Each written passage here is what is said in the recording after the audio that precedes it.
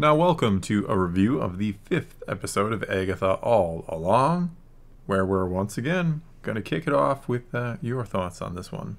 I'm a little mixed on this one. I think it felt a bit short.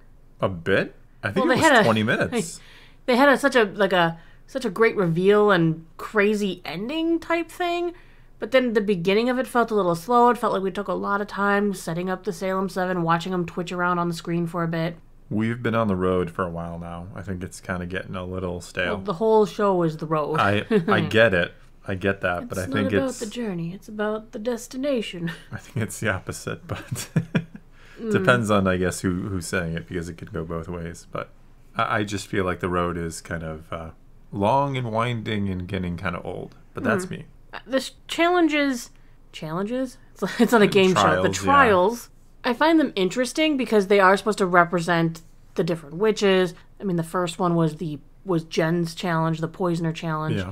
The second, we had the Alice's challenge. And this was supposed to be Agatha's challenge, but it felt, I don't know, I expected more out of Agatha's challenge, perhaps? Yeah, it felt generic for Agatha's challenge. And it gave me more questions and answers, like, why does your mom think you're evil?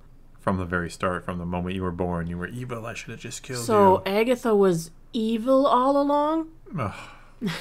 But why would her mom believe that? Like, is her father Mephisto? Dun, dun, dun. He has yet to make an appearance, so. He's been name dropped, though. We're getting somewhere. Yep. It was also interesting that using the Ouija board, Nicholas Scratch came through. Allegedly. Yeah. Was that a trick of the road? Or by him coming through, does that mean he is no longer among the living? That's what I would think it means, right? As for her, I want to know the rest of Agatha's story. What was the mother's, the whole thing? It seemed like Rio knew. Rio is, immediately defended, I'm not leaving her with her mom. Yeah, that was the one time she was going to slit her throat, and it's like, not your mom. That's even worse than getting your throat slit, I guess. And are we seeing Agatha as the victim now? She killed Alice, but was it her fault? She seemed to really have no control over what happened. I guess. I don't know. The power hit her, and somehow she grabbed it and pulled it in before she knew what she was doing almost. So, almost like something else was driving her to do it. I don't know. I think my biggest issue with the show, or one of them, is I really don't care that much about Agatha. She was not a good person in WandaVision. And now, we've been doing reviews on Penguin, which is kind of a totally different thing. But I mean, it's an example of a villain where I'm vested in the villain and I'm kind of rooting for the villain. And here I'm kind of kind of indifferent at best. I don't like the trend we have of, here's a villain, but let's kind of tell a story where they're maybe not so much the bad guy. It's every villain we have to do that. Every villain has an explanation as to why they're bad, which, in all reality, that's probably true. But they're making them a little too sympathetic, because this is like a redemption story now, because Agatha was bad. We saw Agatha was bad in WandaVision. The things she was doing, she was trying to steal the Scarlet Witch's power, and now we're seeing, well, was this really her fault? Yeah. What drives her? What makes this happen? That when, she genuinely, you could see that she's cared for Teen this entire time. Yeah. Even after Rio said, he's not yours, she still cared about Teen. When Teen turned on her, it's like, that's what broke her.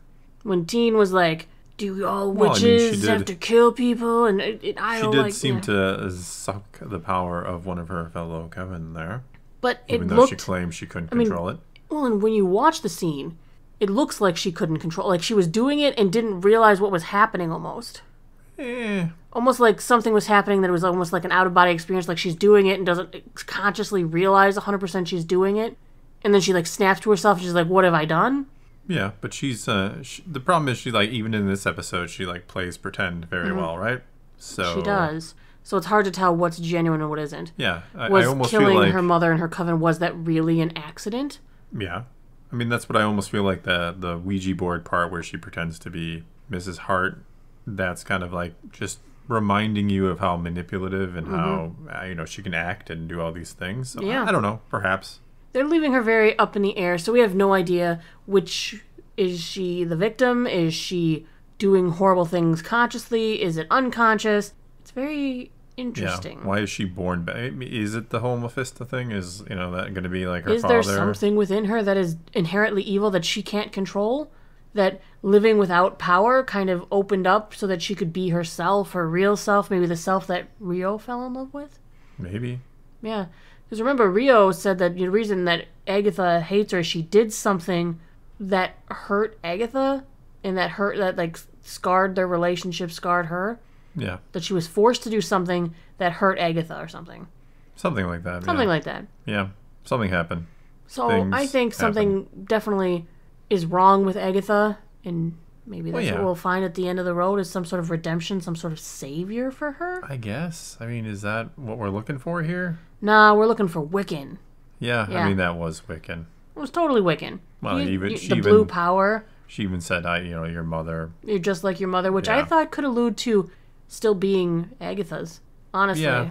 I mean, if they were trying to show us this episode that Nicholas Scratch is really dead and gone, could that have been it? She could, I mean, you're just like your mother. Well, he called Agatha, evil, in his own words, and she said, you're just like your mother. No, it's Wiccan. The blue on the blue sparkly powers, the little headband that looked very reminiscent of the Scarlet Witches. It's Billy Kaplan, a.k.a. Wiccan. Yeah. Billy Wanda's son from another universe? Or from her own imagination? Yes. We don't know how that works. Don't worry about that. Well, they dropped a lot of hints that it could be him. The whole, he has a boyfriend, and we know that Wiccan was with Hulkling. There's been hints. The the Young Avengers thing, too, that we've had. These, in other shows and movies, we've had characters showing up that are part of Young Avengers, so him coming back. Yes. It's almost like them trying to drop so many red herrings that it was her son, Nicholas, that made me go, it's totally Wiccan. Well, that's what we talked about in previous reviews. Like, it's so obvious that if they go that route, you're like, well, I mean... You pretty much told us, thank you. Yeah, that was the most obvious thing, so it felt like it couldn't be that. It couldn't be. I don't think it was. Yeah. No, I think it was going Wiccan. 100%, yeah. Yeah, which I'm game for Young Avengers. Let's do something a little different. Well, it feels like they've been setting it up for, forever? Years now, so it's almost, you've almost missed your...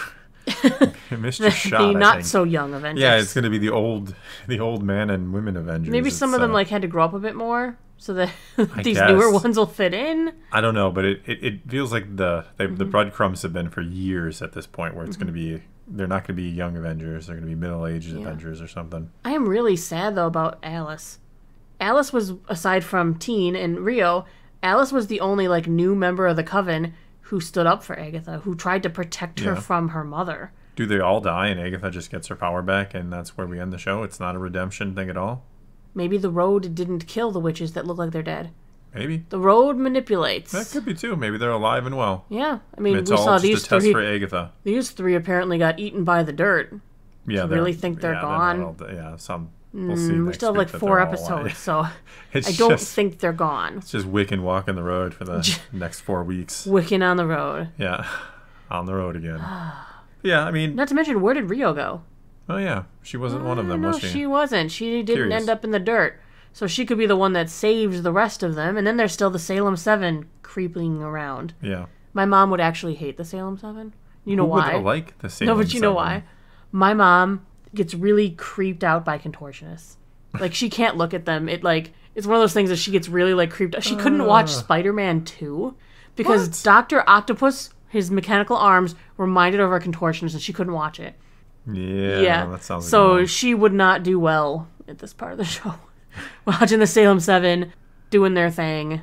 No, she wouldn't like it. I do like that we got a story. I thought the Salem 7 was really going to be the dead witches coming back. I thought for sure, yeah. That again seems so obvious, but I guess not. Yeah, but no, it's apparently their children who were pretty much raised feral because their parents were all gone. Sure.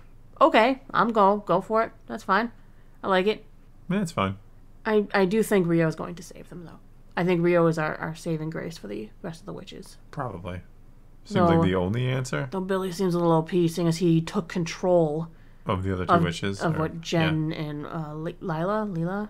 I don't know. Other two witches. They have names. I've been working on learning them this week. I haven't. I've just been...